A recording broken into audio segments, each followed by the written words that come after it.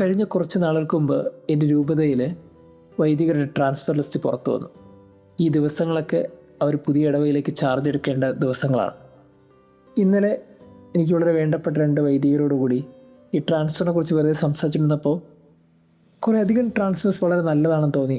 കൃത്യമായ ഒരു പ്ലേസിങ്ങാണ്, അവരുടെ കഴിവിനും അവർക്ക് പറ്റുന്നതുമായ മിനിസ്ട്രികളും അവർക്ക് പറ്റുന്നതുമായ ഇടവുകളും കിട്ടിയെന്നൊക്കെ പറഞ്ഞ് ഇങ്ങനെ സംസാരിച്ചതിനിടയ്ക്ക് ചില വൈദികർ എന്തിനവിടെ അപ്പോയിൻ്റ് ചെയ്തെന്നൊക്കെ വെറുതെ ഒരു ഡിസ്കഷൻ വന്നു. കാരണം ഒത്തിരി കഴിവുള്ളവരൊക്കെ ഇതുപോലെ ഇടവകല്ല, ഇതിനേക്കാൾ അവർക്ക് പറ്റും, അങ്ങനെയുള്ള ചിന്തകളൊക്കെ ആയിരുന്നു പരസ്പരം. ഇങ്ങനെ പറഞ്ഞുകൊണ്ടിരുന്നപ്പോൾ ഒരു മുതിർന്ന വൈദികൻ വ്യത്യസ്തമായൊരു കാര്യം പെട്ടെന്ന് പറഞ്ഞിങ്ങനെയാണ്: നമ്മൾ ചിന്തിക്കും ഈ കുറഞ്ഞ ഇടവയ്ക്ക് ഇത്രയും കഴിവുള്ള അച്ഛൻ എന്തിനാണെന്ന്. അതുകൊണ്ട് ഒരുപക്ഷെ നമ്മൾ പറയും ഈ അപ്പോയിൻമെൻറ്റ് കുറച്ചുകൂടെ മാറ്റി ചെയ്യാമായിരുന്നു. പക്ഷേ അവിടെയും ഒരു വിശ്വാസ സമൂഹമുണ്ട്. അവരും ഏറ്റവും നല്ലതിനെ അർഹിക്കുന്നവരാണ്. അതിൽ ഒരാൾ പോലും നശിച്ചു പോകാതിരിക്കാൻ, വിശ്വാസത്തിൽ ആഴപ്പെടാൻ, ആ ജനത്തിൻ്റെ വിശ്വാസം കൂടുതൽ കെട്ടുറപ്പുണ്ടാകാൻ അവർക്കും വേണം എല്ലാ രീതിയിലും കഴിവുള്ള വൈദികരും. അതുകൊണ്ട് ഒരു അപ്പോയിൻമെൻറ്റും ആക്സിഡൻ്റല്ല, എല്ലാം ഡെലിബറേറ്റാണ്. കൃത്യമായി ദൈവം ഇടപെടുന്നതാണ് ഓരോ അപ്പോയിൻമെൻറ്റ്സ്. കുറച്ച് കഴിഞ്ഞ് ചിന്തിച്ചപ്പോൾ ശരിയാണെന്ന് തോന്നി. അങ്ങനെയല്ലേ?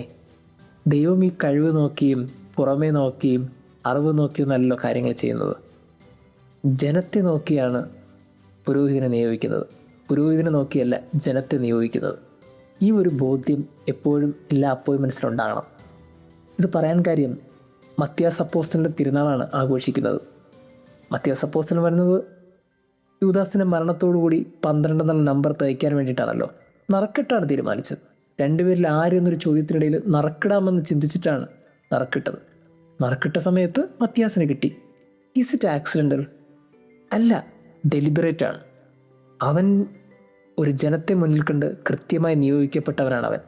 അതുകൊണ്ട് അവനെ അറിയാതെ വന്നതൊന്നുമല്ല. നമ്മൾ ഓർക്കണം, നമ്മളൊരു ഇടവകയിലേക്കോ ഒരു അപ്പോയിൻമെൻറ്റിലേക്കോ പുതിയ കമ്മ്യൂണിറ്റിയിലേക്കോ നിയോഗിക്കപ്പെടുമ്പോൾ അത് ആക്സിഡൻ്റല്ല. നമ്മുടെ അവിടെ നിൽക്കുന്ന ജനത്തിന് വേണ്ടി, അവിടെ ആയിരിക്കുന്ന മനുഷ്യർക്ക് വേണ്ടി നമ്മൾ അങ്ങോട്ട് നിയോഗിക്കപ്പെട്ടതാണ്.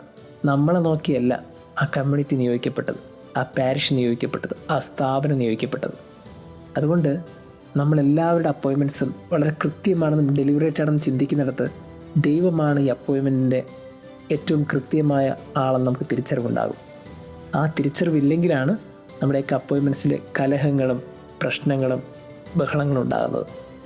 കുറച്ചും കൂടി നമ്മുടെ അപ്പോയിൻമെൻറ്റ്സൊക്കെ ദൈവത്തിൻ്റെതാണെന്നൊരു തിരിച്ചറിവ് നല്ലതാണ്. ദൈവം നമ്മെ അനുഗ്രഹിക്കട്ടെ.